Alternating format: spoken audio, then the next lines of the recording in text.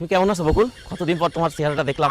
তোমার বিয়ের পরে আমি কতবার কল দিছি, কতবার মিস কল দিছি, তুমি আমার একটাবার কও। আমার কি অপরাধ ছিল? কি বলতেছেন আপনি? আমি কেমনে জানবো আপনার কি অপরাধ? আপনি আপনার বাপরে অথবা আপনার শিক্ষকরে যা জিজ্ঞেস করেন। নাটক কইরো না।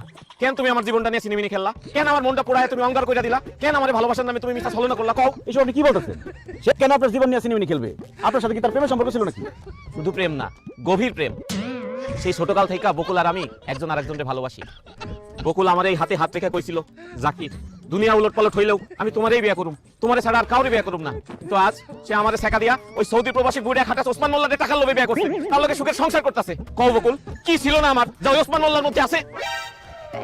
এই পাগলের বাচ্চারা কি করছিস এগুলা? তোর ভালোবাসার বেইমানি আমি কেমনে করব? তোর কাছে চিনি না। বিশ্বাস করেন আমি হারে চিনি না, কোনো সময় দেখি না। এবার চিনো না? না। তা আমার মাথা শুয়ে কও যারে চিনো না? কও এর চিনো না? চিনি। তার সাথে তোমার কি সম্পর্ক ছিল? প্রেমের কোনো সম্পর্ক ছিল না, মনে করো মানে সে আমাকে আই লাভ ইউ বলছে কয়েকবার, আমি তাকে ফেরত বলি নাই।